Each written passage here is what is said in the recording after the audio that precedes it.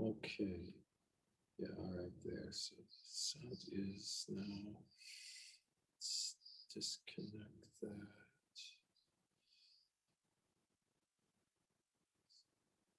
Okay, now it should be. Is it still reverberating? No, I don't think so. Audio's turned off. Good. Okay, and then we'll put on that. A minute or two.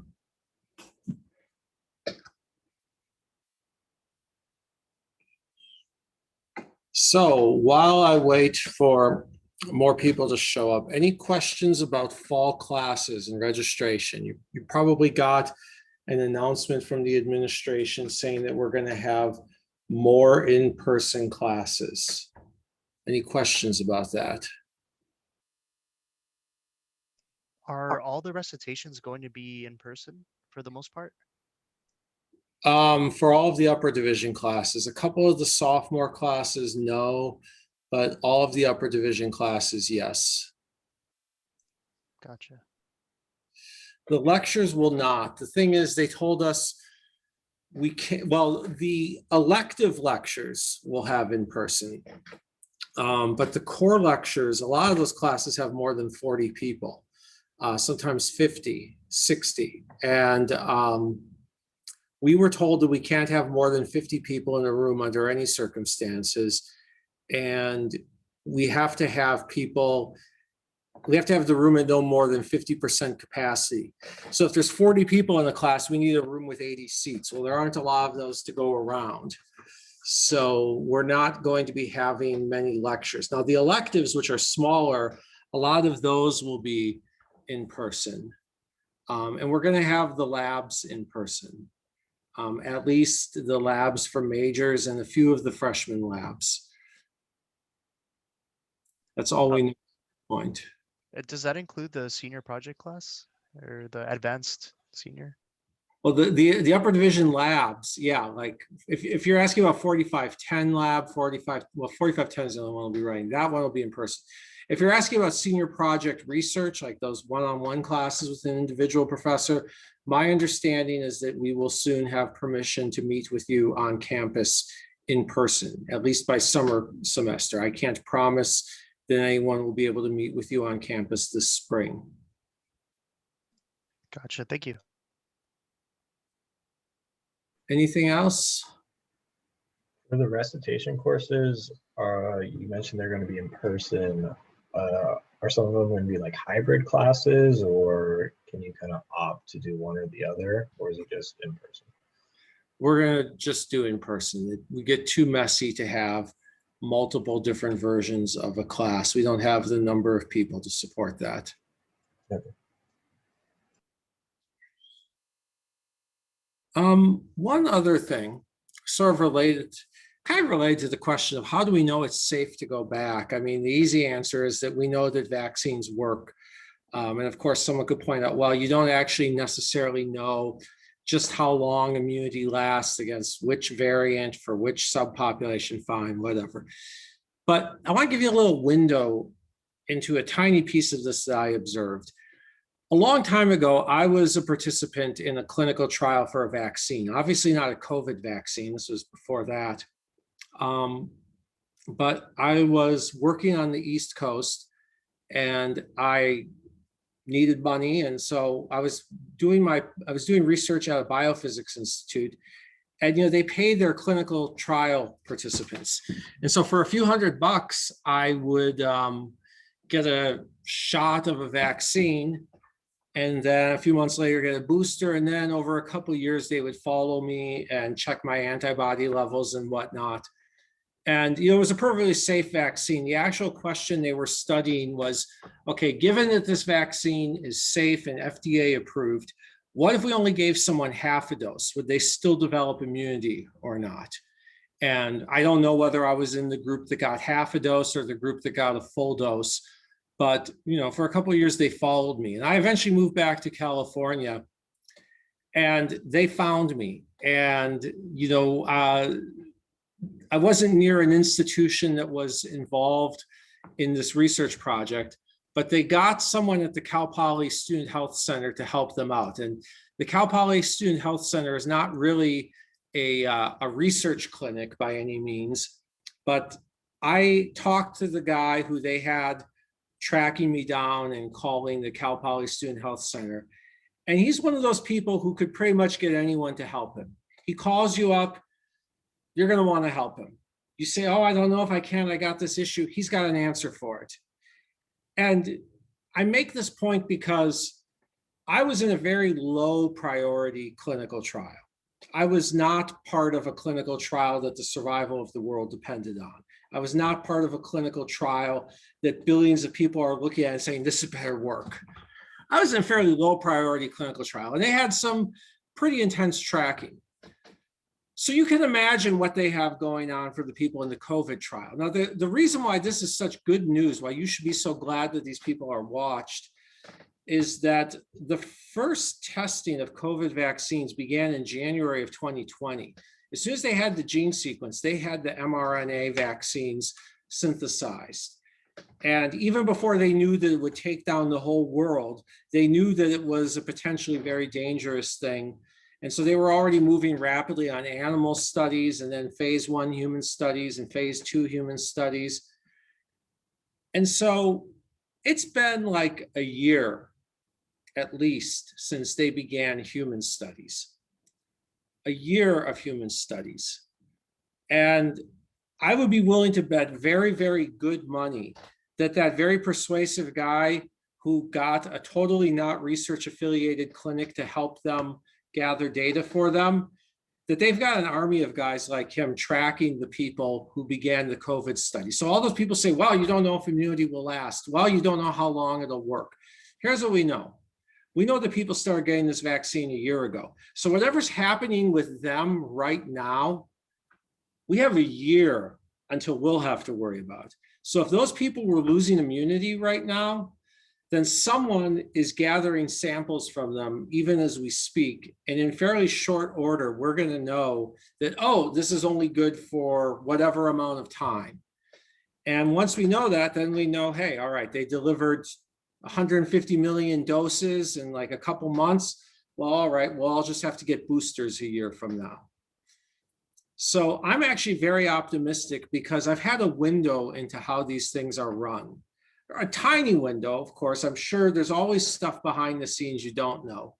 But I've had a tiny window into one very important piece, which is, do they follow people? And what if someone, kind of falls by the wayside? And it's reassuring to know that they follow people very carefully, and they have some pretty persistent people who are very good at finding you in the middle of wherever and persuading a clinic that doesn't normally get involved in research trials to go do whatever tests are needed. So I'm pretty sure that we will know well in advance if there is anything. We've got a year on this, is a short version. Any questions on that? Do you know if they're requiring students to be vaccinated? My understanding is that legally they can't, because this is FDA approved on an emergency basis. It's not the normal FDA approval cycle. And so because it's only FDA approved on an emergency basis, it doesn't have the same legal weight.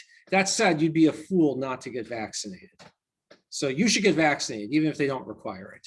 Yeah, that's why I was just a little worried of going back and not having people vaccinated. That's why, because I had it in December and I don't want to get it again. So, well, the silver lining is that I can't promise anything, but most viral illnesses like this, you get once. And if you had it, your immune system went through a much more stringent trial than a vaccine would subject your body to. You should still get the vaccine just in case. But the odds are good that your immune system is already trained for this. You should still get the vaccine just in case, unless a doctor tells you otherwise. But your immune system is probably trained. Get the vaccine just to be sure. And remember, vaccines work. Now, of course, they don't work 100%. So would I want to, if I had the I do have the vaccine. Do I want to walk into a room full of people who I know aren't vaccinated? Not particularly. On the other hand, do I mind being in a room where there's one unvaccinated person? The only way this is going to hurt me is if, one, they have it, they might not have it. Two, I then have to get close enough to them and interact long enough. And we know that casual contact, like, walking by someone on the street doesn't work. The whole thing about being indoors is that the air doesn't circulate as much. And then three, I'd have to be in that small percentage for whom the vaccine doesn't work. But if the vaccine works for me, or that one unvaccinated person in the room just wasn't exposed, or they were exposed, but I'm not close enough to them for a long enough period of time, there's three things that have to go wrong. So I would go back to campus no matter what. I really wouldn't be scared. Okay, that makes me feel better. Thank you. And again, remember, you are probably, none of this should be interpreted as me saying, don't get the vaccine. Unless a doctor tells you otherwise, get it. But look, we know the whole thing the vaccines come from, the whole scientific basis behind vaccines is that there are many, many viruses for which people turned out to be immune after they got it once. And eventually someone realized, hey, all these people who got this virus once were subsequently immune, or all the people who got this virus turned out to then be immune to this other disease. So, hey, why don't we infect them with the one that's a whole lot less dangerous because it makes them immune to this other thing? That's the entire history of it, is the observation that people who get certain infections tend to be well protected afterwards. Again, that doesn't mean they're 100% safe. No one would tell a person, oh, you've already had chickenpox? Yeah, well, why don't you go lick that chickenpox scab over there? No, nobody's going to do that. I mean, that would be stupid.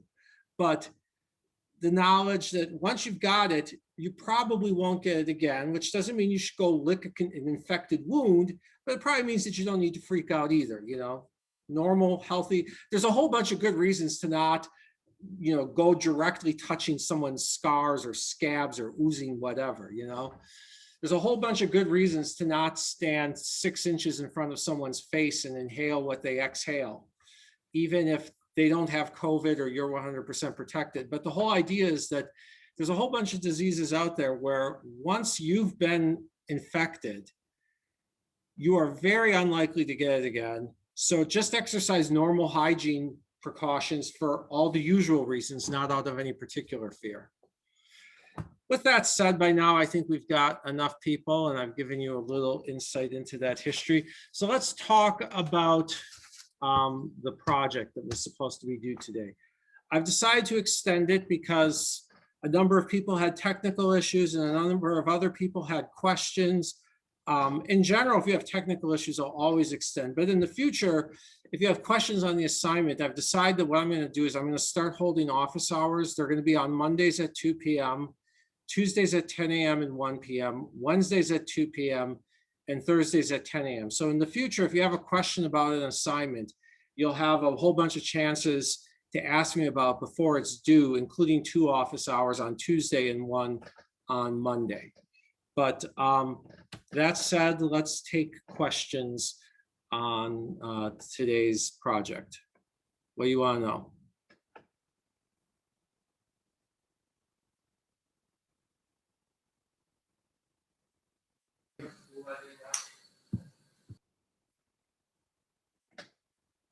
Any questions? Yeah, so for the reasoning behind why the smaller apertures are diffraction limited and the larger ones are aberration limited, I couldn't think of reasoning behind that. I don't know if I had my thinking. I just couldn't think of anything. That's why I got stuck. Let me see the exact phrasing of what I was asking for.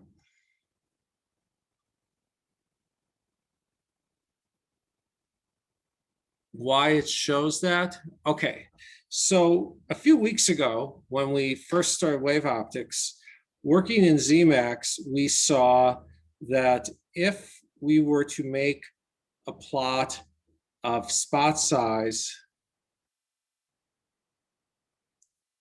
versus aperture, it would decay. Radius was proportional to 1 over the aperture.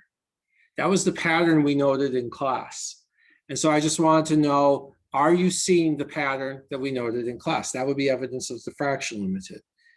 We also found on an assignment prior to that, that if we weren't considering wave optics, we were just looking at lenses with aberrations, R was proportional to aperture cubed. And so we know that this is a sign of aberrations.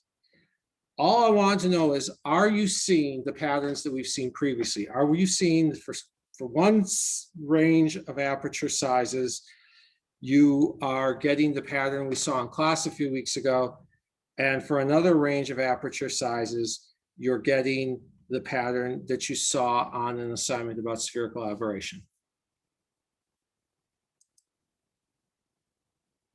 Does that make sense? Yeah, actually, it looks just like the graph that I got, so that helps out a lot. All I wanted to know is Yeah. if you were seeing the patterns we'd seen before. That's it. Okay. Anything else? Professor, yeah, I have like a two kind of like separate question, I guess, but one of them is kind of like to piggyback on what you said. The reason why we get like a larger spot size when the aperture, even if the aperture is kind of smaller, is due to the wave nature of light, right? So The reason why you get an okay. We're going to talk about the why today. The why of that is the topic of today's class. I wanted you to do the simulation, see if the pattern holds up, and then the entire lecture today will be on the why of that pattern. oh, okay, I see. Well, I accidentally put the Y, but another question was the sampling rate. I noticed as like me included and some other students have like an issue where the sampling, the pupils, I believe it's called pupil sampling rate, is too low. And then we would just increase that, right, until we see the graph, I guess. But sometimes it's a little bit harsh on the CPU, right, of our computer. Okay, so is there any way to lessen the blow, I guess, on the CPU?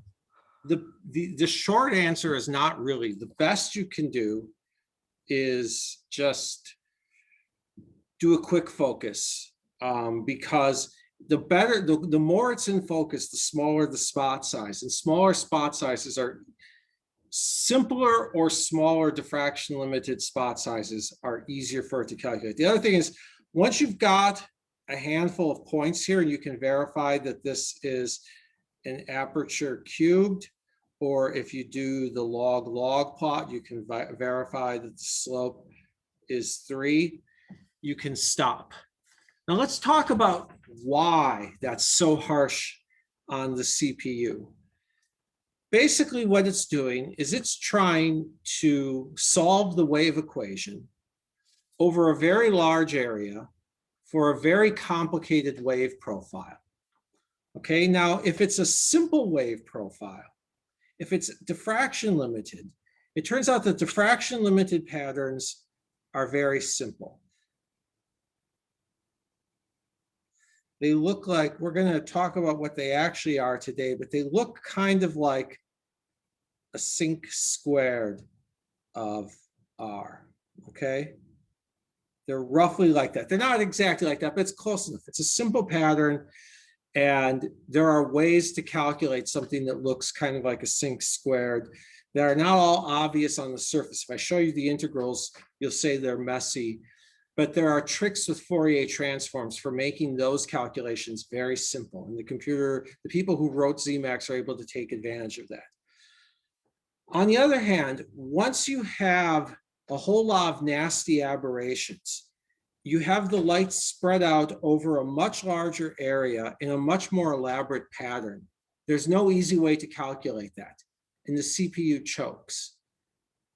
And well, actually, there is an easy way to calculate it, but it's not anything that involves wave optics. It's treating the light that hits the lens like rays and just say, okay, we're going to model the trajectories of these rays.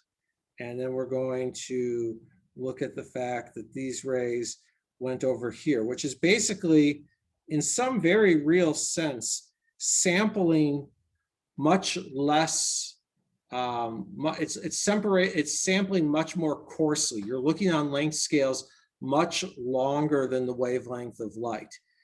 And so in a sense, there is an easy way to calculate. It's to use everything that we learned before geometrical optics and basically figure out, okay, well, this ray goes this way, and that ray goes that way, and the ones in between do whatever else. And it's breaking the problem into a bunch of rays. There's no obvious way to do that with a wave calculation. If you try to do that as a wave calculation, you wind up with a bloody god-awful mess that overtaxes the CPU. And the further you go into the aberration-limited regime, the worse and worse the wave approximation becomes. So what I wanted you to do on this assignment was identify the diffraction-limited regime, small apertures, identify the aberration-limited regime, large apertures, see that everything gets really ugly when you get into the aberration-limited regime, and try to spot the crossover between them. That was the entire goal. Any questions? Professor, when you said crossover, you mean like a Goldilocks kind of like situation where it's like too hot, too cold, just so Yeah. about right? Okay. So right over here, it's 1 over R, sorry, 1 over the aperture, and over here it's aperture cubed. Well, I can't match them up exactly here. I mean, you know, if you ask, well, what's happening right here? It's a mix of those formulas. It's a very crude mix of those formulas. That's the best I could say. This is the crossover regime. So very narrow apertures or wide apertures with no aberrations, easy. We can use diffraction-limited calculations, which look like a messy integral when you do them by hand, but they're actually quite simple in the land of Fourier transforms. Aberration-limited regime over here, trace rays. Again, it looks kind of messy to do by hand, but Zemax has been doing it for decades, and before that, other programs. Over here, the crossover, there's no easy way to describe it, but what we can say is that this is where you get the minimum spot size. And you're going to get that in this case, the numerical aperture is probably, if we were to say that, well, this is not the case we were doing.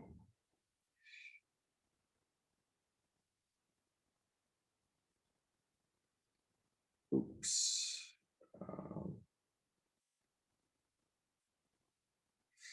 So if we were to do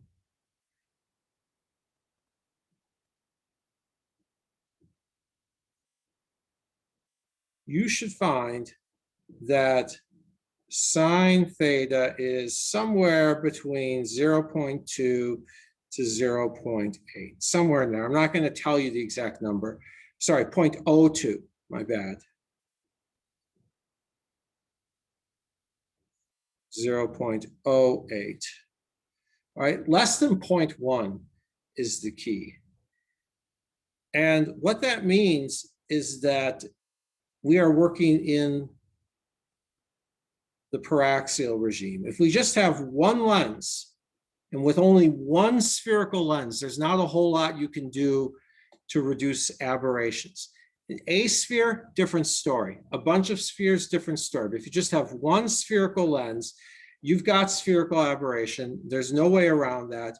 And so only in the paraxial regime can we really say that we have diffraction-limited performance, because in the paraxial regime, all of these paths take about the same amount of time.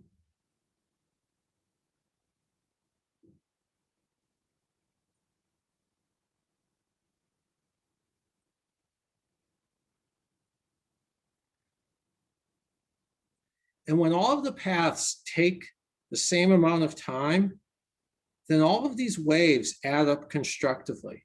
Remember how we were doing those diffraction integrals, calculating those diffraction patterns, and we're trying to figure out where waves were adding up constructively or destructively? Well, if all of the paths took the same amount of time, then all the waves arrive right here in sync. But if we go somewhere off axis, well, this path, and this path all take different times. And you might be saying, well, how could there be this off-axis path from the center?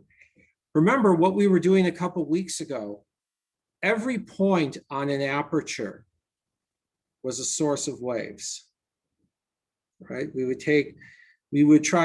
got an opening. We want to calculate the interference pattern or diffraction pattern on the screen. And so here in the center, we would get a peak.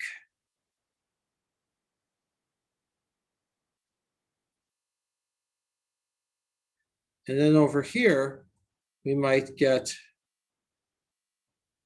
a trough. And so every point on that screen was contributing over here. The center point was contributing over here. This point most of the way up was contributing over here. This point all the way up was contributing over here. This point on the bottom was contributing over there. This point just slightly above the bottom was contributing over there. And likewise, all of the points were contributing over here. It's just that they had different phase delays. Well, it's the same with the lens. The front surface of the lens is our opening. You might say it's not an opening. It's glass, it's solid. Well, as far as light's concerned, it's an opening. Every point is sending light to here. And if they go to here where they're supposed to focus, all of those paths take the same time. But if they go to here where they're not supposed to focus, all of those paths take a different time. Now, if I just went somewhere tiny, tiny, tiny bit away from the center, then we might say over here, I'll do it in a different color.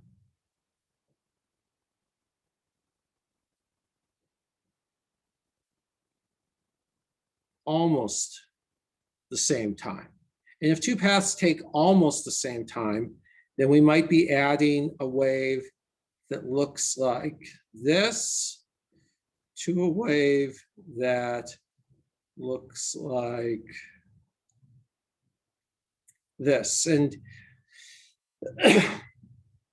they don't add up perfectly. There will be points where they happen to be more out of sync, like around here. But for most of it, they're pretty much the same point in their cycle, okay? For most of it, they're pretty close to each other. And so you can get some pretty strong constructive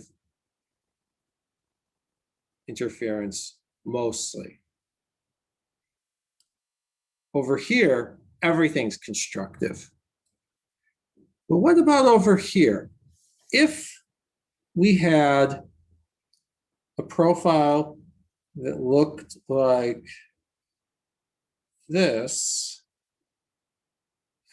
something that looks kind of like that sync function, or kind of like what you probably saw in Zmax when you did the wave optics calculations for the narrow apertures. This must be a point of destructive interference.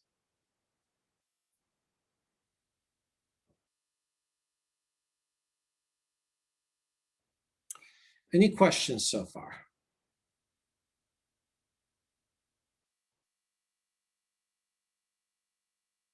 That's the entire idea of having the finite spot size, that there are points of destructive interference and points of constructive interference.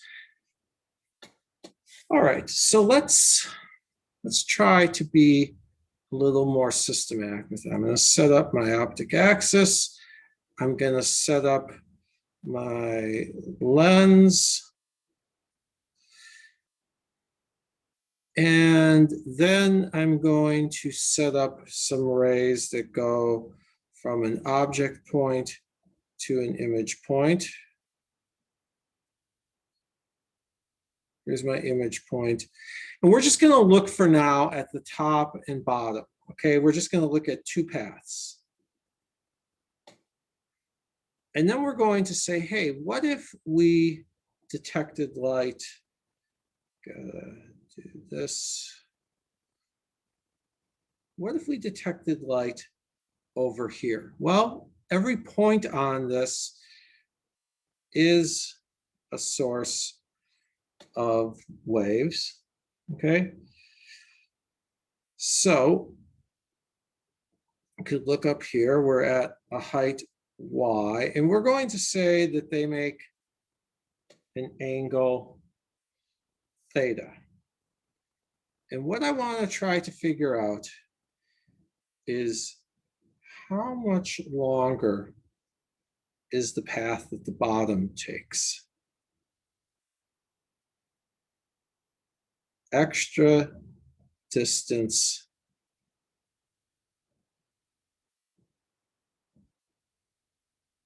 on the bottom path, okay? And I've drawn this pretty exaggerated, but let's say that y is really, really tiny, which means that these two are almost parallel, okay? If they're almost parallel, then we just need to worry about this here, okay? And this is perpendicular. This is the extra. Let's see how we would do that. We would say that this angle is theta. So this angle is theta. So this is 90 minus theta, which means that this angle here is theta.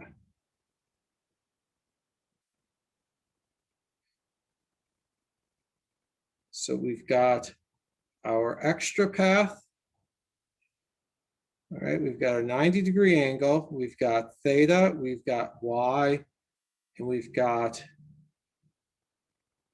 our extra path. Any questions on that setup?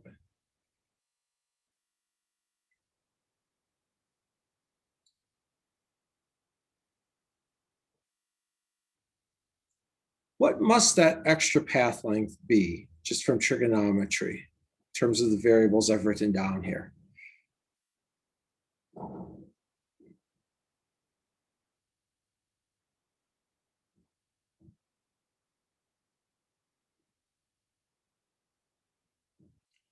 Got a 90-degree angle here. Y is opposite the 90-degree angle, so it's the hypotenuse. I got theta here. My path difference is opposite theta. So it's got to be y sine theta.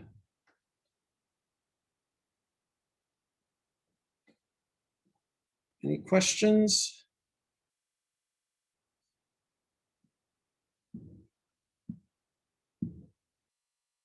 All right, so this path went a little bit longer than the blue one by y sine theta. But then we've got this other purple path, which went a little bit longer than this blue one. Sorry, went a little bit shorter than this blue one. And I'll redraw everything.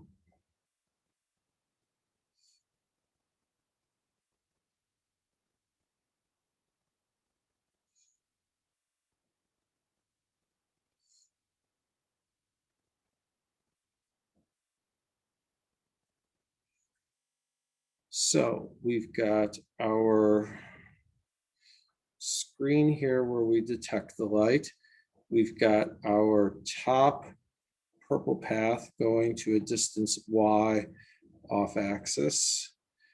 We've got our blue path,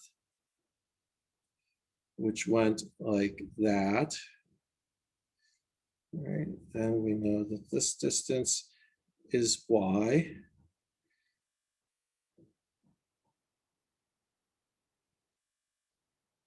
And here's theta.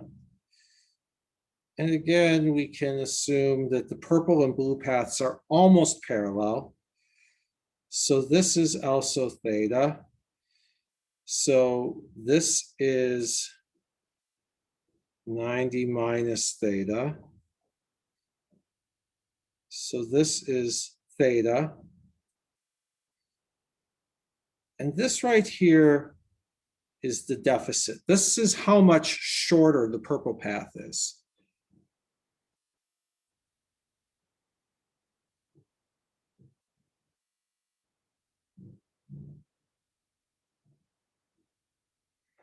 All right, and again, that is, well, let's see, we got a right triangle here. So that is also y sine theta.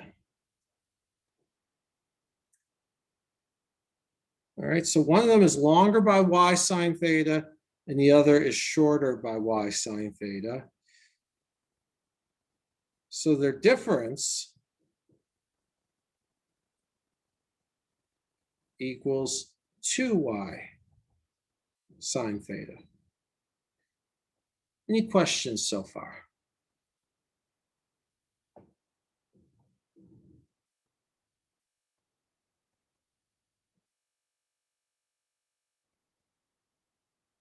Okay, if the only light that could possibly hit this point on the screen were coming from the top and bottom, then what would we want 2y sine theta to be equal to for destructive interference?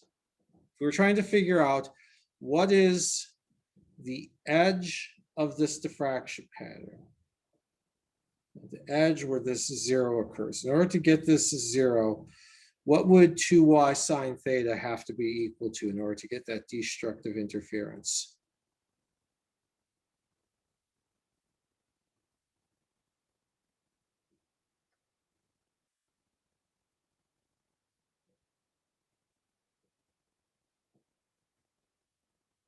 Come on, how much do two waves have to differ by to get destructive interference? By half a wavelength? Half a wavelength, yep. Okay, so it is definitely true that we need to have the typical path difference equal lambda over 2. But in this situation, the top and bottom paths are not the typical paths. This is the absolute shortest path to get to there. This is the absolute longest path to get to there. Most of the paths are going to be somewhere between those two extremes, okay? So this is the most extreme difference is 2y sine theta.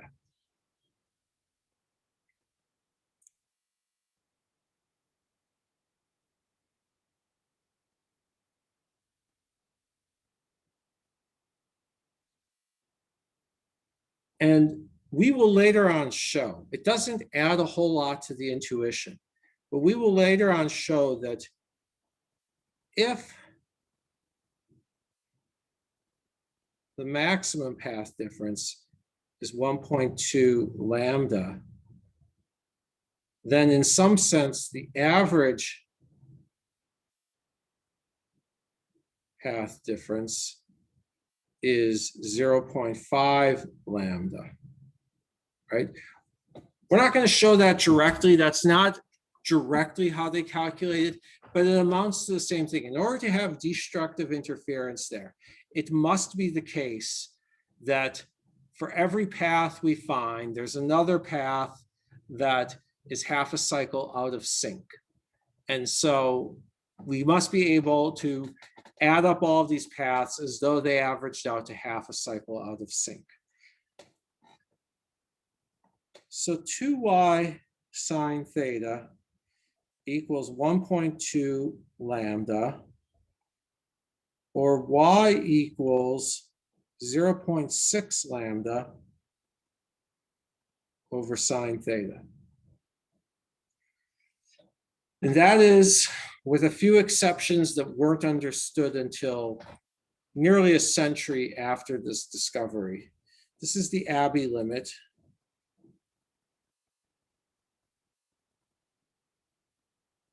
And technically I should be putting an N, a refractive index in the bottom, because if this lambda is the wavelength in vacuum, then the wavelength in the medium is going to be lambda over N. And you might say, well, we didn't put a medium there. I mean, how, it's air, right? Well, maybe it's air. What if it's water? People often focus light in aqueous environments.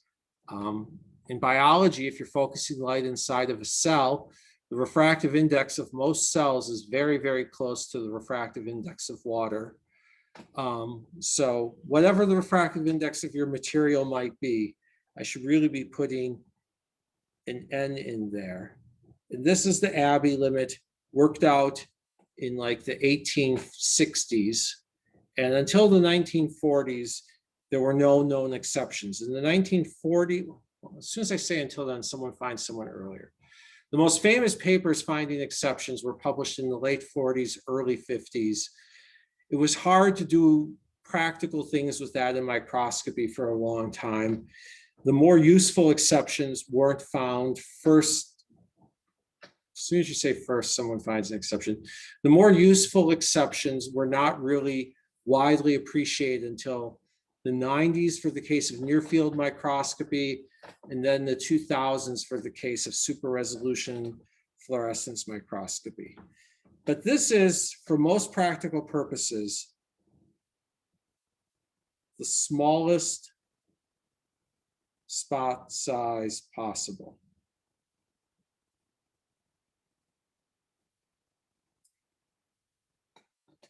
There's no, if you wanted, even the exceptions that people learned about in the 1940s and 50s, instead of trying to focus the light to something with a profile like this,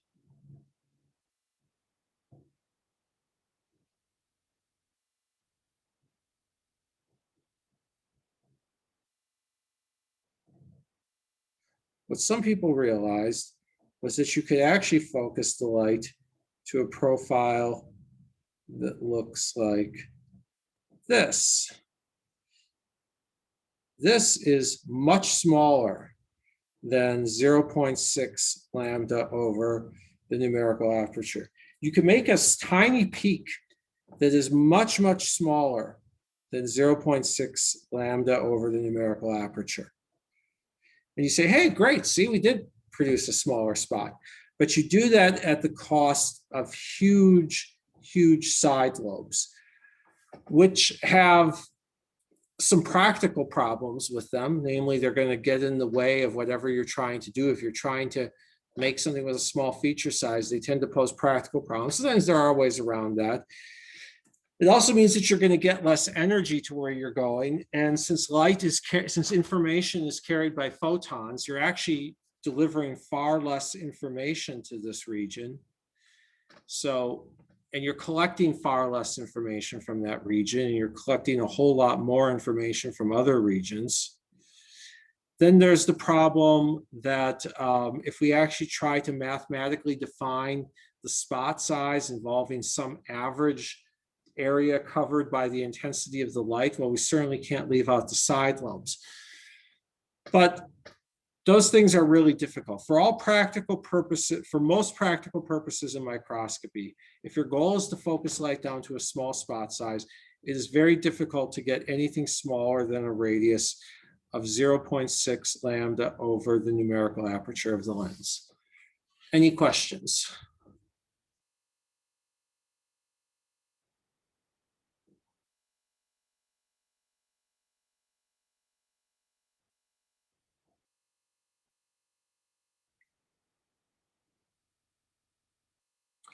Note that just because you can't focus light to a smaller area doesn't mean that you can't collect sub-wavelength information. It just means that you can't collect that information directly the way that we're used to thinking about with lenses. People had to use tricks that we will talk about later in the semester. When I was in college, they told me this was the end of the story. They were wrong. This story is right as far as it goes, but this is not the end of the story. This is how small you can focus light down to, though.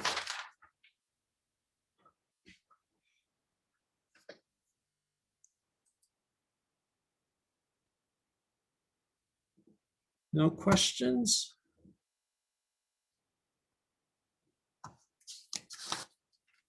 All right.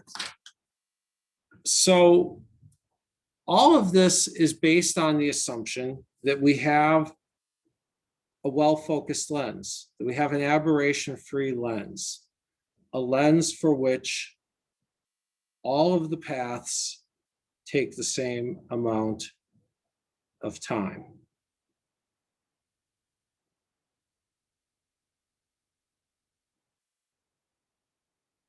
As long as that assumption of all paths taking the same amount of time is true, then the smallest spot size that you can get the lens down to is this. Now, as soon as that assumption is violated, two things happen. One, our calculations, assumptions don't apply. Two, we know rays don't all go to the same point. This doesn't, the first one doesn't mean that wave optics is wrong. Wave optics is still correct. Light is a wave. It's just that the wave is no longer forming the pattern we thought it forms. It's no longer forming the pattern whose size we calculated here. It's forming some more elaborate pattern that's more spread out. And the way we understand that is we know that in wave optics still works to whatever extent we're looking at things larger than the wavelength of light. It's just that you can no longer use, ray optics. Ray optics no longer, ray optics still works as long as we're looking at things larger than the wavelength of light. It's just that ray optics itself no longer predicts all of the light going to the same point. What does all of this mean? Well, the pattern that light forms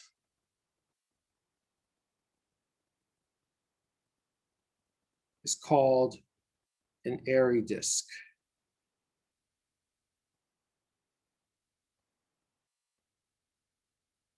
And this spot size is 0.6 lambda over NA.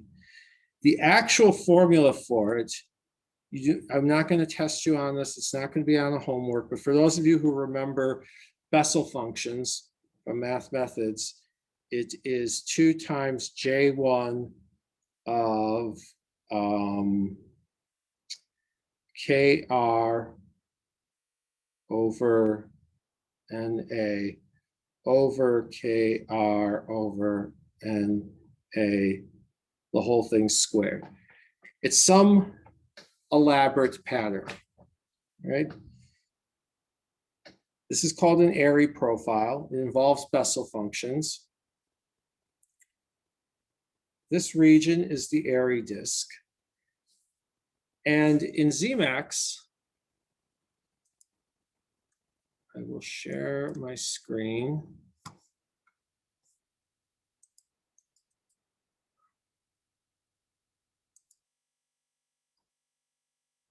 You would see in your spot diagrams things like this. If you check the box for show Airy disk, it would always draw a circle whose size is what is predicted by the Airy formula. And it would draw that circle. And if the rays all go within there, then that means that ray optics, geometrical optics, Snell's law, the stuff we were using for the first half of the semester, is predicting a spot size smaller than wave optics would predict.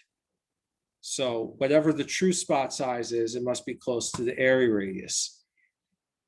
If they're larger than the Airy radius, then that means that the rays are spreading out over a region larger, not larger than what wave optics would predict, because light is a wave, is a wave, is a wave, is always a wave. Even photon optics, the photons are focused down to spots whose sizes can be predicted in terms of wave theory, because we're quantizing the field associated with the wave theory. If you don't know what that means, don't worry. What it means is that quantum mechanics does not really provide you an out here. If the rays are spreading out over an area larger than the Airy disk, all that means is we've got aberrations. We can't assume that all the paths to the center would interfere constructively. That's it. So this is what it comes from when Zemax draws those circles on your spot diagrams. Any questions?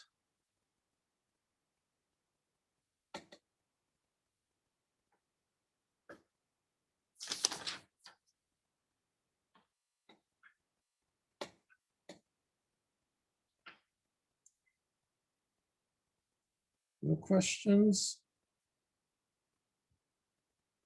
Okay, so far I've explained where that thing in the spot diagrams comes from. Now let's talk about a little more about the diffraction limit. I said that the smallest size a lens could in principle focus light to is the Airy radius. Let's consider a case that's asymmetric. So we've got our optic axis, we've got our lens here, and I'm going to draw some rays from an off-axis object, okay? And those rays from our off-axis object are going to come to a focus here. Now, we should be a little bit careful. And then I will also include some rays from the on-axis point.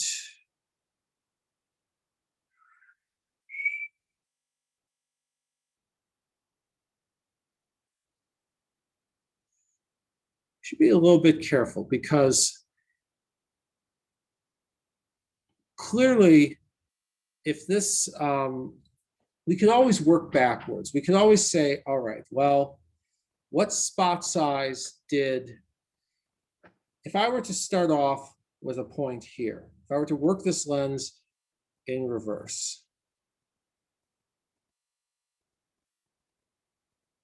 assume it's diffraction limited. If I ran this in reverse,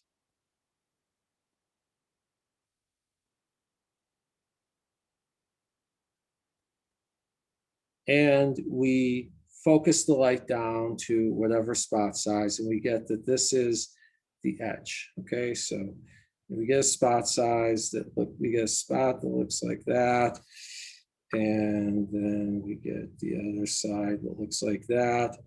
All right, so here's our focused image. It's got spots, it's got edges there and there. So we could figure out if we ran this in reverse, putting an object here, forming an image there, we could figure out what area it's spread out over.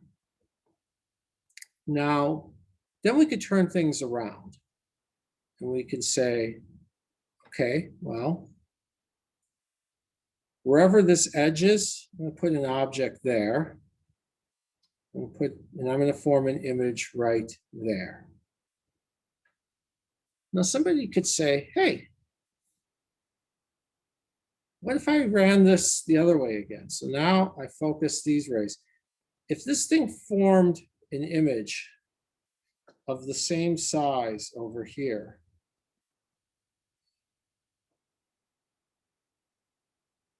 then I could put a point halfway in between, trying to draw a purple point that's halfway in between where the center image is and where its edge is.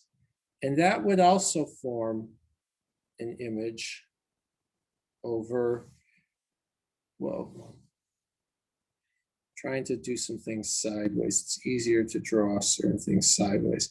That would also form another image. I could get more, I could pull more information out, because whatever the smallest thing is over here, I could then put whatever the smallest image is that I can form on this size, on this side, I could put something right here, halfway through that smallest image or less, and I could form a really small image over here. The lesson is that the size of the image also depends on the magnification of the lens, okay? The size formed over here on the right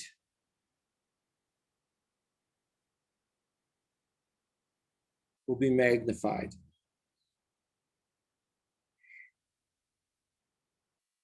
The smallest possible image on one side is 0.6 lambda over the numerical aperture. The smallest on the other side is equal to the magnification times 0.6 lambda over the numerical aperture. I'm arguing this rather heuristically.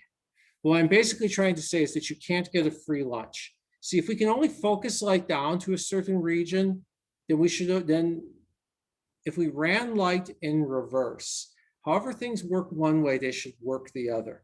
If the smallest that I could focus light down to on this side is 0.6 lambda over NA, then the smallest I can focus things down to here had better be a magnified version of this, because whatever happens on one side of the lens is a magnified version of the other. But if the smallest I could focus light down to over here was 0.6 lambda over NA, then here I would divide by the magnification and we would reach a paradox.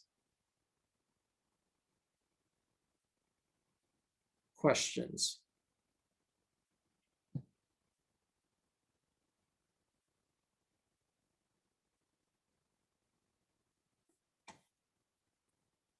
No questions?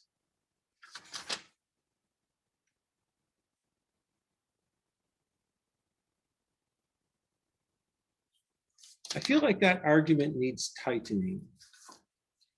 It was hand wavy and heuristic, but if you find logic puzzles and logic paradoxes interesting, then talk to me in office hours and we'll think about how to tighten that argument. Because one of my obsessions is figuring out the maximum amount of information that light can carry, and tying issues that involve light into logical, light and information into logical paradoxes is actually kind of important for that. But if there are no questions, let's move on.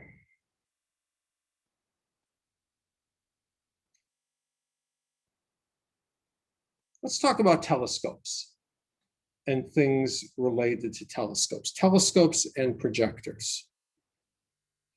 Again, we have an optic axis, we have a lens, and we have a point object that is one focal length away. And because it's one focal length away, we know what those rays of light will do on the other side.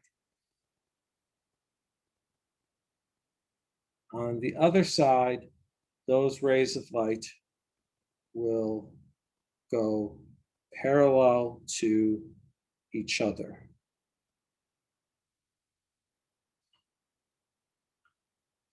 All right. So I'm going to I'm going to look at the top ray and the bottom, or the top path and the bottom path. All right. And this is our path difference. the difference between the top and bottom. And these rays are making an angle theta with respect to the axis. And we will call the diameter of the lens A.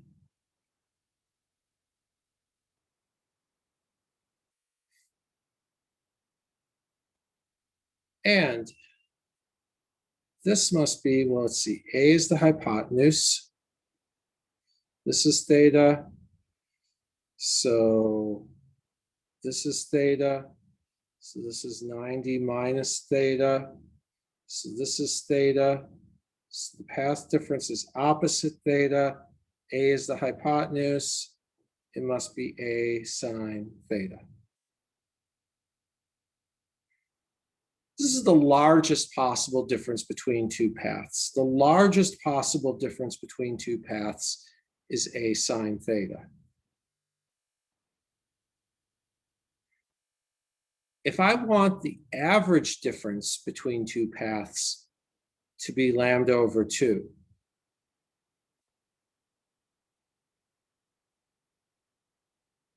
then the largest path difference should be 1.2 lambda.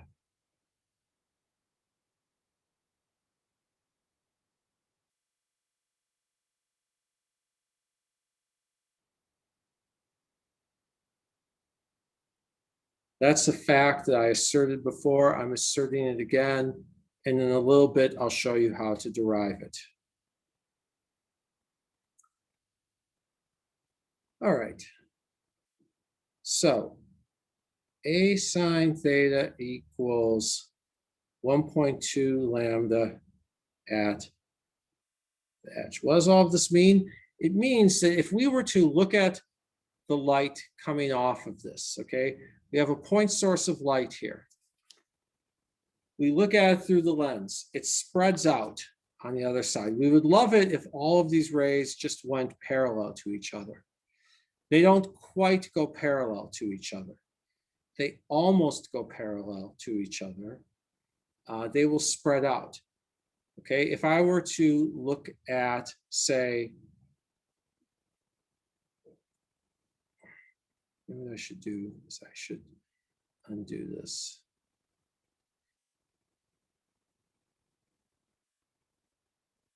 You know what? Let's redo this because I realized what I botched in the argument.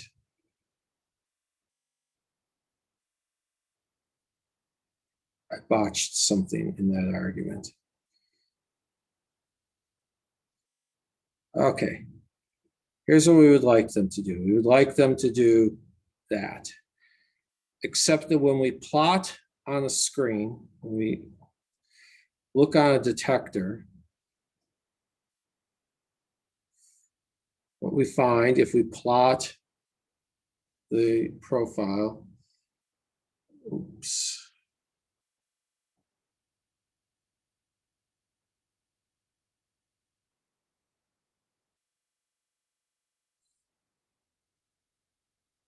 If we plot intensity versus angle,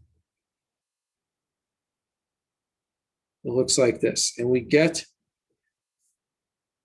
zeros here and here.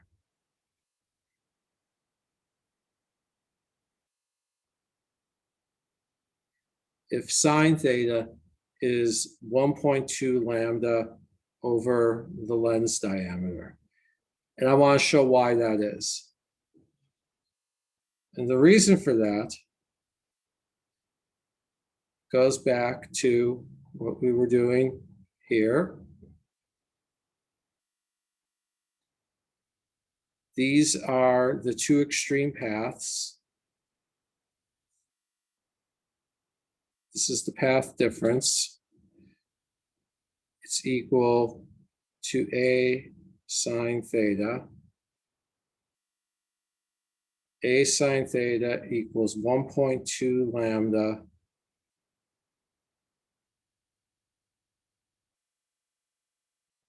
for destructive interference. Any questions?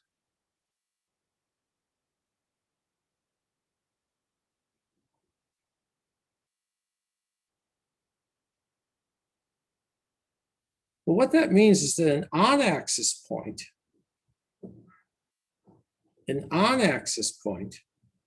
which would ideally be sending light straight, but in fact is spreading it out over some range of angles. There's an angle at which that on-axis point is sending no light. Well, we could then put an off-axis point. You could look at an off-axis point that, oops, I should.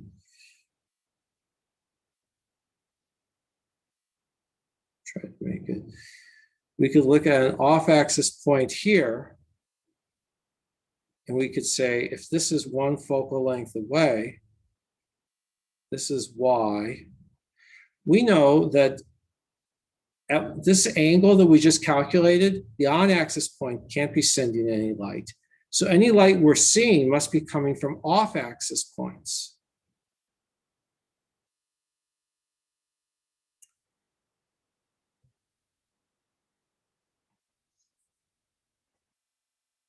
And so we could see a point located here because its image, we had another point object off axis.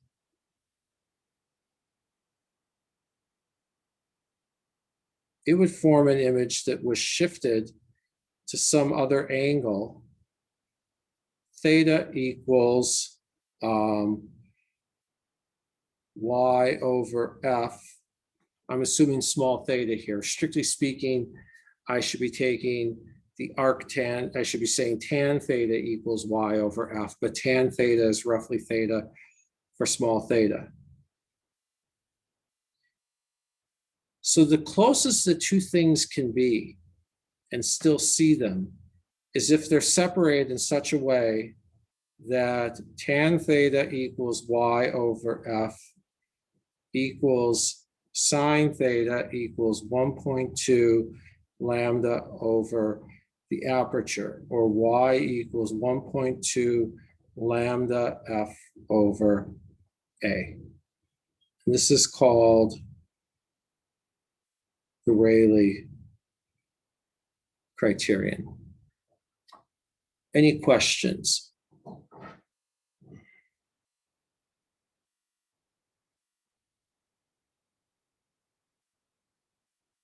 It's important to know that although this comes from a lot of the same ideas as the Abbey criterion, the Abbey criterion is how small of a point you can focus light to. The Rayleigh criterion is what angle will light spread out over if you had an object in the focal plane. So although they both look very similar to within a factor of 2, you got a 0.6 versus a 1.2, the angles mean very different things. The theta here in the Abbey limit is the angle that rays make in this plane. Sorry, the angle that the rays make in on this side of the lens. It's the angle that the rays make when you're collecting light. Here, it's the angle at which you actually don't get light. Somebody must have a question.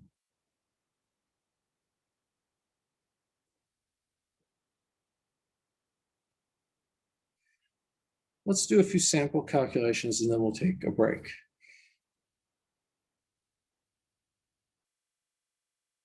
Laser pointer. Beam diameter, if you just play around with it, A might be around 2 millimeters or 2 times 10 to the negative 3 meters. The wavelength might be 532 nanometers or 5.32 times 10 to the negative 7 meters. Sine theta equals 1.2 lambda over A. 1.2 times 532. Well, when you multiply by 1.2, you're basically adding a fifth to it. And a fifth of 532 is 106. Because a fifth of 500 is 100, and a fifth of 32 is about 6. So you add 106 to 532, and that's around 6.4 times 10 to the negative 7 meters over 2 times 10 to the negative 3 meters, or 3.2 times 10 to the negative 4. That's a really tiny angle in radians. That works out to be about 0.02 degrees.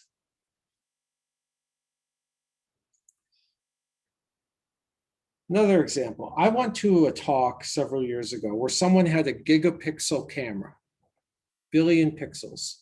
So about 50,000 pixels by 50,000 pixels. A megapixel would be 1,000 by 1,000. You'd have to have at least 30,000 by 30,000 to be 1 gigapixel, and this was more than that. And they were able to see a face from from 3 kilometers away, excuse me. They could read a face, they could see your face from 3 kilometers away. So we've got our camera, got a person. This distance is 3 kilometers. Now, in order to make out your face, and I saw the photos, this wasn't me just listening to them and hearing them say it and me taking them on their word. They showed the photos. In order to see a detail on the face, I don't know, you're going to need at least 1 centimeter of resolution, right? In order to really see a detail, we're going to need to see at least a 1 centimeter feature. So tan theta would be 10 to the minus 2 meters over 3 times 10 to the third meters. For these purposes, that's going to be about 1/3 times 10 to the negative 5, or about 3 times 10 to the negative 6. All right, so 3 times 10. What we want to know is what size camera lens would they need?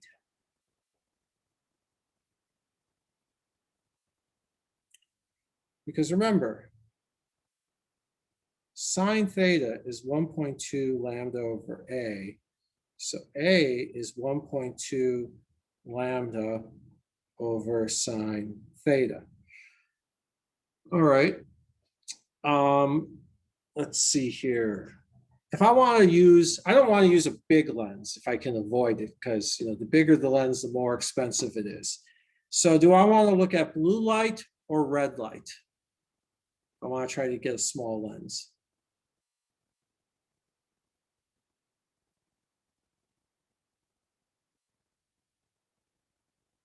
Anyone? Blue light. Yep. So let's go at the outermost limit of human vision, about 400 nanometers. So 4 times 10 to the negative 7 meters times 1.2 over 3 times 10 to the negative 6. 4 times 1.2 is 4.8. So we're going to have 4.8 over 3 times 10 to the negative 1 meters, or 1.6 times 10 to the negative 1, or 0.16 meters, or 16 centimeters. That's a big lens, right? And that's in the best case. In reality, they probably had a lens even bigger than that because they were able to see things, I think, a little bit better than a centimeter.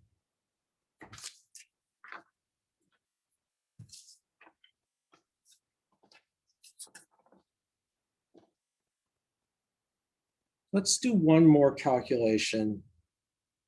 Now let's take a break. Let's take a 10-minute break.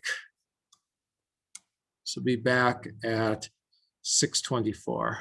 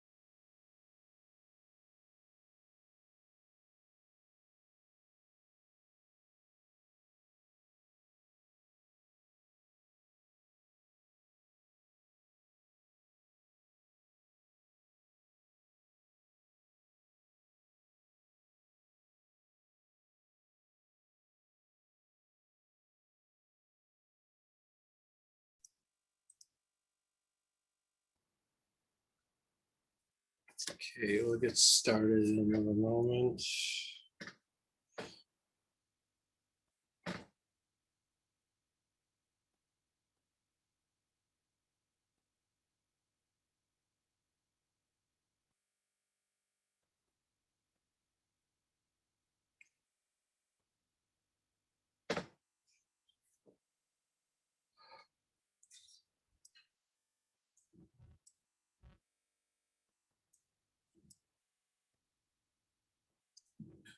All right, does anybody have a question?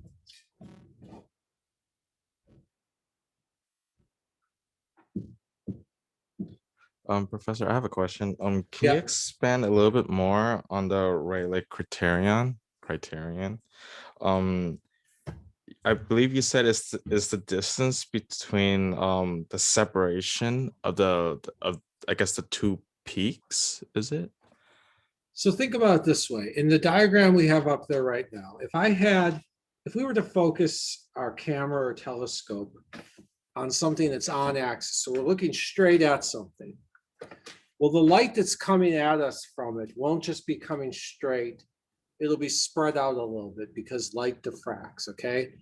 So we're looking at it, light is diffracting, okay? The light is spreading out. Now, we could also look a little bit off axis. And of course, if we were to look ever so slightly off axis, we would still just be seeing light from that thing mostly. But we know that the light will, that the light we're getting through our lens, if we look at it at just the right angle, we will be at an angle. I should back up. I'm kind of running things in reverse right now. So we imagine that this camera is focused on something, and whatever light can do one way, light can do the other way. So we know that light that is coming from an on-axis, from something directly ahead of us, will spread out, okay? We know that it will spread out, and there will be places where it interferes constructively and places where it interferes destructively, okay? And we know that where it interferes destructively is somewhere off axis, and that just happens to match up with an angle given by sine theta equals 1.2 lambda over the lens diameter, right? Conversely, we could run things the other way, and we could say, all right, if I had put something on axis right here, right in the center of my camera, if I put a light source here, it would send out light that in principle would go like this, but in practice would spread out a little bit. And it would spread out in such a way that no light would go at an angle given by sine theta equals 1.2 lambda over the lens diameter. So we know that if our lens cannot send light from an on-axis point to that angle, then the lens could not receive light from that angle and send it to that on-axis point. So we know that our lens, whatever we're getting in the middle of our field of view, is actually coming from a range of angles. The center pixel on that camera is not just getting light from one single direction, it's getting light from a range of angles. And we know that that range of angles cuts off at 1.2 lambda over the lens diameter. So if we look at that angle, we know that we're getting light from something else. So that's like the smallest discrepancy that we can really resolve. Does that help at all? Yeah, that makes better sense. Thank you. So now here's a question. Could we read a license plate from space? They say that satellites in Earth orbit can read license plates from space. And so let's figure out what lens diameter they would need. Here's the Earth. It's a pale blue dot, to quote some famous saying. And we've got our satellite up here looking down. Satellite is represented as a camera. And we've got a license plate over here with the number 42 on it. And we want to read the license plate. Now, to read a license plate, you need to have a resolution of at least a centimeter.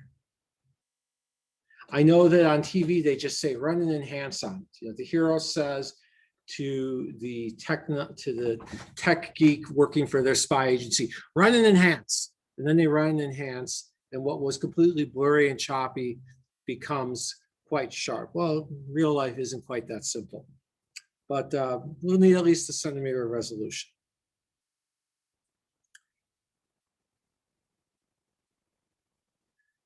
And a spy satellite would be roughly 200 kilometers up, just ballparking it. We can quibble over factors of 1.5. It's not going to matter too much.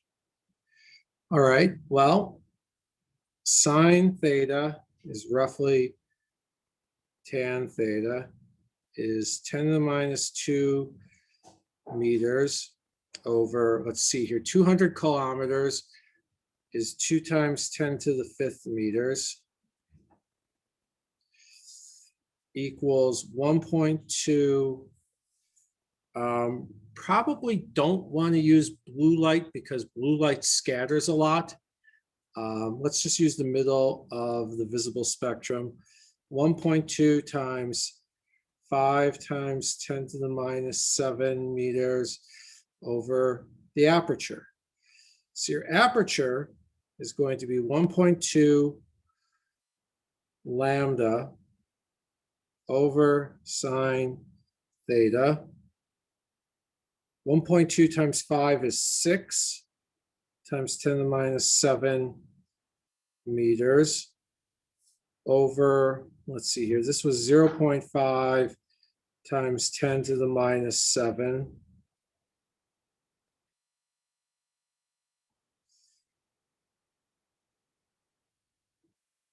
And so that's going to be 10 to the minus 7 cancels out 12 meters. You would need a 12-meter mirror. Now, maybe it's not actually 12 meters because maybe it's not 200 kilometers up. Maybe it's a little bit farther down. There are a few tricks that you could use, but still you're going to need a baseline of, if not 12 meters, at least several meters. You're going to need a baseline. You're going to need to have something that's at least several meters across. I would say 5 or 6 meters across in order to do that. And there was a time when I would have said to you, wow, that's a really big satellite. Do they have the budget for that?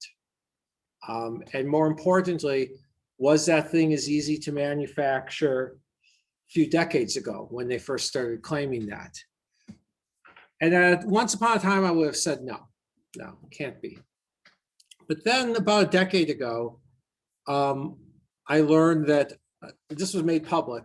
The spy agent, this is not saying I learned, I can't learn things, I don't have any access to secrets. I learned this when the whole public learned this. We all learned that the National Reconnaissance Office, which is the agency that handles most or all of the government spy satellites, was cleaning out the basement, figuratively speaking, and realized that they had an extra Hubble Space Telescope mirror lying around. Not literally a Hubble Space Telescope mirror, but they had a mirror lying around abandoned from some project that never got launched that was about the same as the mirrors on the Hubble Space Telescope. And this was just like lying around. Well, civilian science, nobody has a Hubble just lying around in the basement, okay? But the people who run our spy satellites had an extra Hubble Space Telescope, just kind of, they were cleaning things out, and they found some old clothes and some old photos, and hey, what do you know, an extra Hubble. So now, yeah, I believe that they have the budget to make something that big, and they've had it for decades, and they could use it for something small like reading, a license plate, as opposed to looking at Kim Jong-un's birthday party to see who's on his good side. Any questions?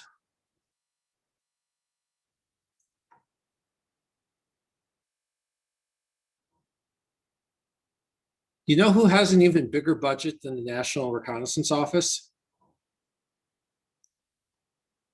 Hollywood. I say this because the Optical Society of Southern California is full of optical engineers who work at defense contractors. And several years ago, we went to Panavision, which is a company that makes custom cameras for the movie industry. And the engineers at Panavision started telling us about what they do and the kind of investment they'll put into a camera and the number of man hours, the amount of labor costs that will go into optimizing one camera. And these people who work for defense contractors were just blown away. And I used to believe that there was no bigger money pit in this world than DoD. And I say that not to put down national defense or to make fun of soldiers, because if you've known anybody who served in the military, they will tell you that DoD wastes money on everything except them. They've got gripes, okay? People who've served have plenty of gripes about how money seems to be thrown at everything except them. And so these engineers working on military projects were just blown away by the amount of money that Hollywood would spend on a camera. But all jokes aside, there's actually a somewhat more serious economics lesson in this, and it has to do with scale. Think about a Hollywood project. A Hollywood project has a tiny number of cameras, right? Because you're filming on maybe you've got a couple of different crews going. You're talking enough cameras to count on two hands and probably still have some hands to spare. A military project, a spy satellite, is kind of, each one is kind of its own high-end job. Cameras for use in the field, if they're highly specialized, maybe a few dozen. If they're, given to lots of units, maybe hundreds or thousands. The civilian market, mass market, millions. And so in each of these different kinds of markets, you can afford to put in a different amount of money per unit. And so it should be no surprise that when you're trying to make millions of something, you can't afford to spend a ton of money to manufacture one. When you're trying to make hundreds of something, you can probably afford to spend more money trying to manufacture one. And when you're trying to make 3 of something, well, you can throw half of the movie's budget onto it. Any questions?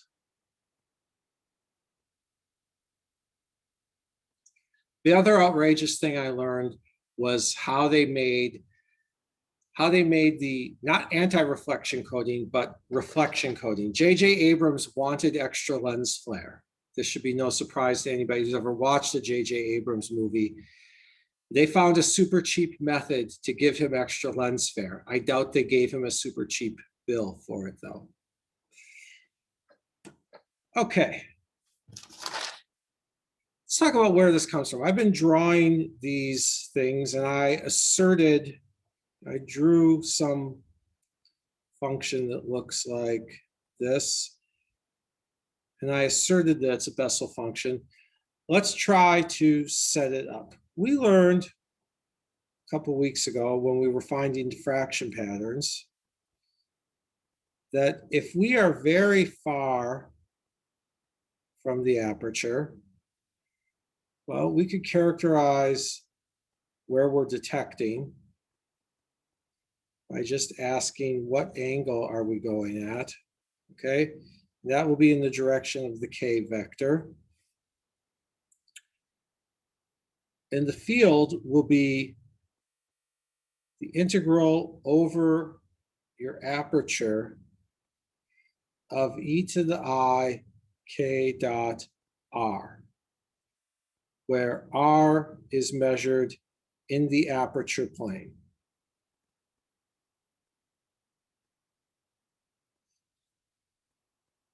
So let's say we're doing our detection over here. We got our bright spots, we've got our nodes, we've got a secondary ring of bright spots, we've got another node just corresponding to peak, trough, peak, trough, peak, trough. And for simplicity, so we don't have to do lots and lots of two-dimensional work, we'll just say that K is equal to KZ times Z hat plus KY times Y hat. In other words, we're not going to consider an X direction. We're not going to consider anything coming out of the page. We're going to say this is Y and this is X and this is Z. Okay. And in this plane, all right, so we're going to be computing the integral over a circle of e to the I ky k sub y times y d area.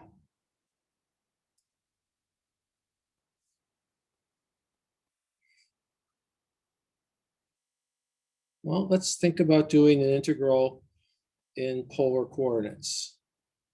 Okay, if we do an integral in polar coordinates, because those are the easiest coordinates to work with when we're integrating over a circle, we're going to have an angle phi, we're going to have a distance r, and depending on how we define phi, I guess we'll call this phi. And so phi, r sine phi is equal to y, x, y. All right, r sine phi is equal to y. And dA is r dr d phi. So we're going to be integrating from r equals 0 to a over 2, and from phi equals 0 to 2 pi, e to the I kr sine phi r dr d phi. Any questions so far?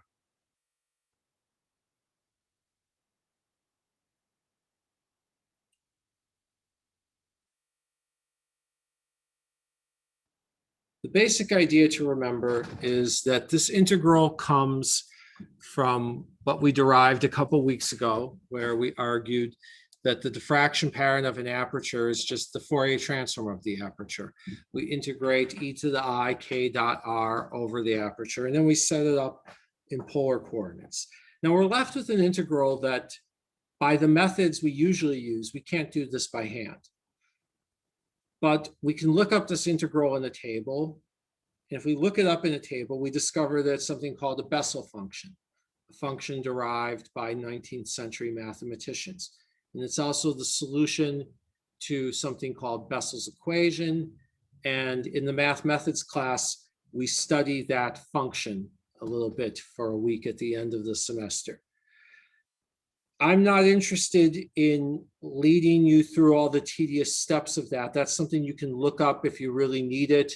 If you go further with doing things that involve diffraction patterns of circular apertures, things that involve more elaborate spatial filtering and lenses, then you should read through a textbook chapter on it.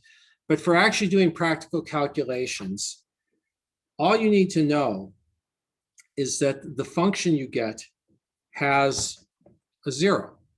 And I posted a Mathematica file, which I will now show you. I will go to screen sharing on my other device. All right. I posted a Mathematica file called Diffraction Pattern of a Circle. I'll do 200% magnification, so it's a little more visible. And I defined something called the Airy PSF, or Airy point spread function. And it's just something that involves this nasty Bessel function. And we can write that as Ka sine theta. Now, the reason why it's K sine theta is because, well, I said it involves the y component of the K vector. And the y component of the K vector is K, the length of the K vector, times the sine of the angle with the axis. And we can plot this messy thing involving Bessel functions, and we get this. And we can decide what range of angles we want to show it over. I'm doing this in degrees, so I've got that pi over 180 to convert degrees to radians. And we can play with the width of the aperture. And what you should see is that it gets very narrow very quickly. Here's the aperture. And we're going to take the aperture anywhere from 0.1 meters, 10 centimeters, to 10 wavelengths.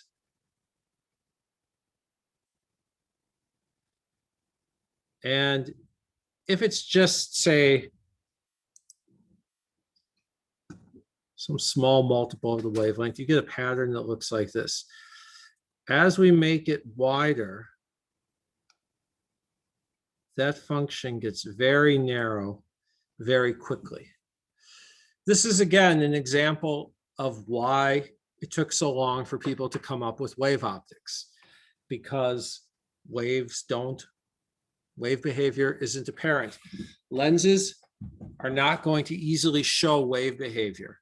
Lenses that we can make with human hands, and lens making in various forms, there's records of it going back a very long time. You would not notice a diffraction pattern. The light would spread out over such a small angle if you were to put a light source on one side of the lens, that you would never, if you were to put a light source at a focal point, that it would just be really difficult to measure that angle. Look, when we've got it at, say,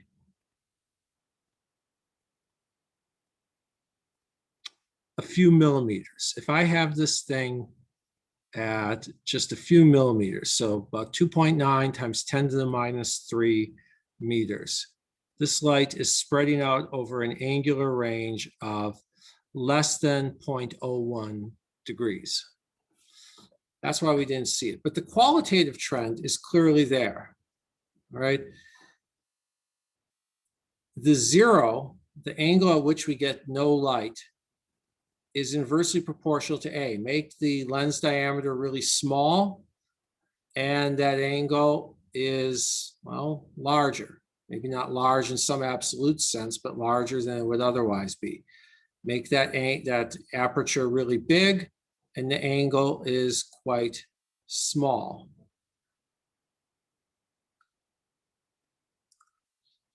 Any questions?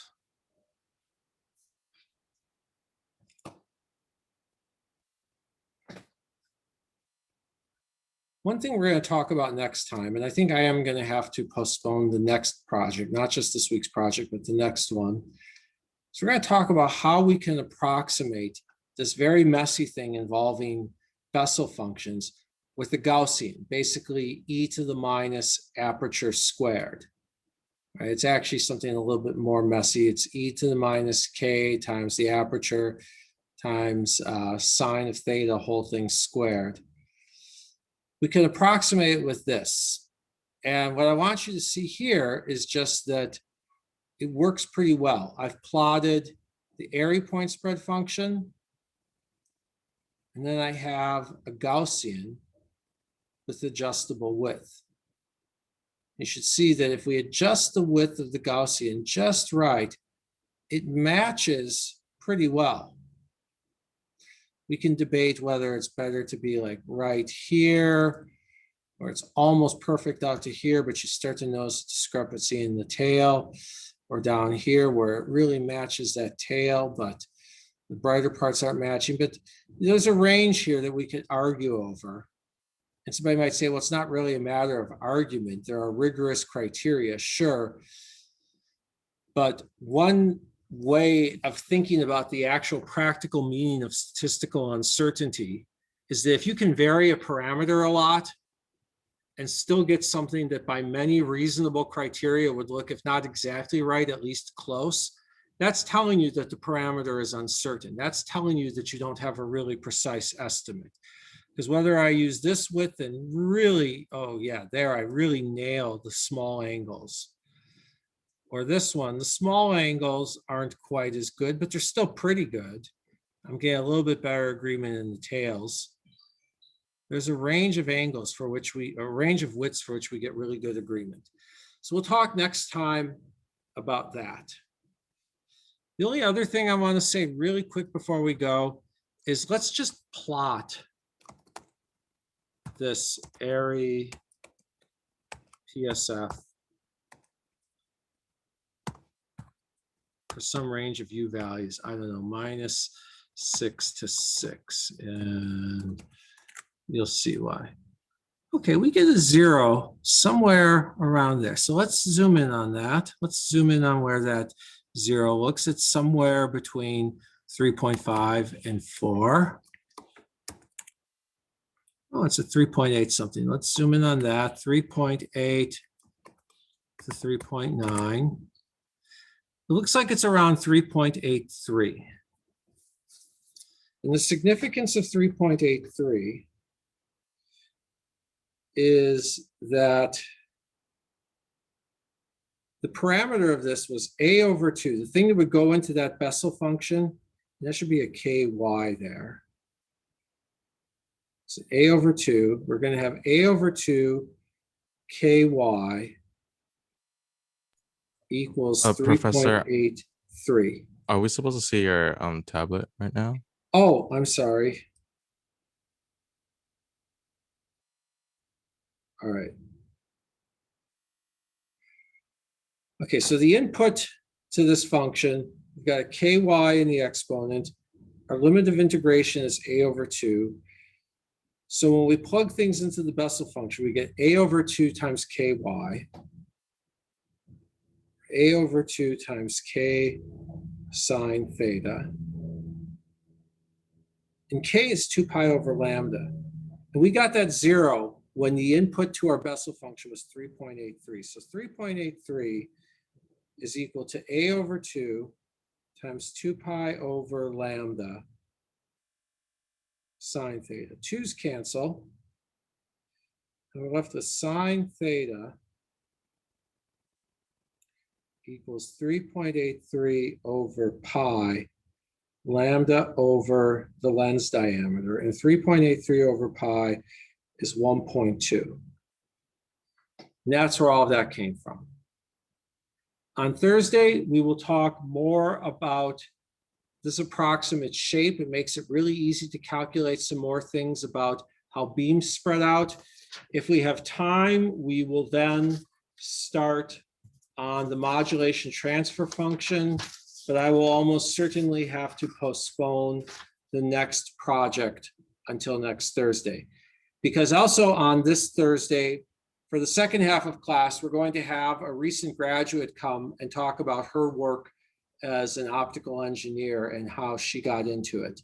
So that will be at 6 o'clock next week. So from 5 to 6, we'll talk more about focusing of light. And then at 6 o'clock, we'll have an alum come and talk about her career. Have a good day. Have a good day, Professor.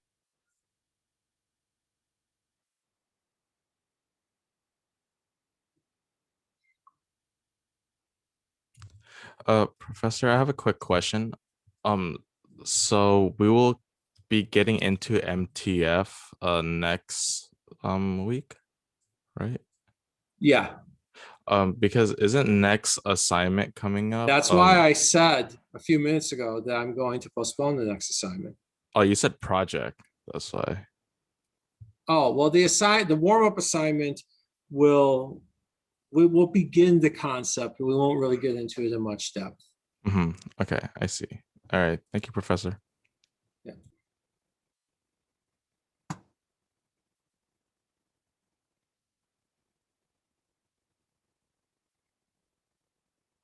Joshua, you have a question?